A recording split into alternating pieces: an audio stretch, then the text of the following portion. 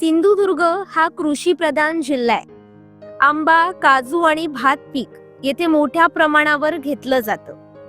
मात्र या पिकांचं वन्य प्राण्यांपासून संरक्षण करणं ही मोठी समस्या येथील शेतकऱ्यांना नेहमीच भेडसावत असते. हत्ती, रानगवे, डुक्कर यांसारख्या वन्य प्राण्यांपासून शेतीचे आणि फळबागायतीचं मोठ्या प्रमाणात नुकसान होतं. मात्र अशा परिस्थितीत शेतकऱ्यांच्या शेताचं संरक्षण करणारं बुजगावणं खऱ्या अर्थानं शेताची राखण करीत असतं. सकाळच्या धुसर धुक्यात हिरव्यागार पिकांच्या मधोमध हात पसरून उभं केलेलं आणि फाटकं शर्ट, डोक्यावर जुनी टोपी घालून शेतात बुजगावणं उभं केलं जातं. दुरून पाहिलं की जणू एखादा शेतकरीच शेतात उभा आहे असं वाटतं. पण तो शेतकरी नसून मातीशी, श्रमांची आणि शेतकऱ्याच्या हिरव्या सोन्याची राखण करणारं बुजगावणं असतं.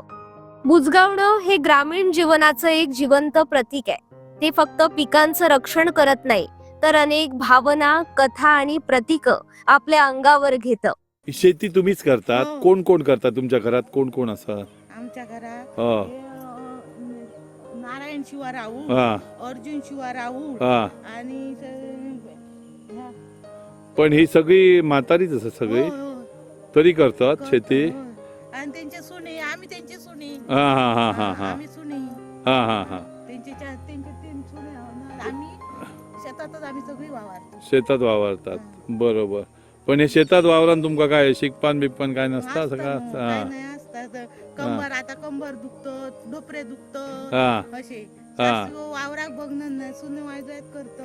हा हा हा आमची सून तिसरा हा. आमचे जाऊ. हे गावाचं नाव का? ह्या गोटोस गोटोस ना. आणि ही वाडी खायची? साखळवाडी. डाळ साखळवाडी. हा. आणि मग सांग काय लावलात ह्या सगळा? चवळी, हा. आणि नाचणं, हा मूग. हा हा नाचणं. आता माका सांग की ह्या ज्या लावल्या ह्या काय म्हणतात तुम्ही? बुजगावना. बुजगावणा म्हणतात. पण ह्या कशासाठी लावतात? काय नक्की याचा उपयोग असा? गवरेडे येतात, माणसांची नजर लागता म्हणून लायतो. हा हा हा या पड्याक लागता नाही म्हणा. हा हा. पण हे गवे रेडे का काय घाबरतात कशासाठी? म्हणजे गवे रेडे येणत नाही तिने? गवरेडे येतो तरी आम्ही पांढरा दिसता ना म्हणून ते येणार नाही. होय का? हा. आणि काय काय येतं? गवे रेडे आणि काय हत्ती बित्ती येतात इकडे? नाही नाही हत्ती येणार नाही. नाही. हा हा. आणि नजर लागणार नाही म्हणून करतात. हे बनवता कोण? आमची सासू सासरे. हो. हो. पण दरवेळी असेच असतात हो. का? असेच असतात. हो. हा हा. ही सगळे? इतके राव. हा हा. आमची कोण नाही. Okay okay. इतकी शेती रावळांची. आणि ह्यो काय नाचणं आणि काय असा? चवळी. चवळी हा. दरवर्षी करतात? दरवर्षी. ह्याका पाणी खैसून येता? विहिरींचा. विहिरीक पाणी बारमाही असा? हो. हा. बरं असं. बरं.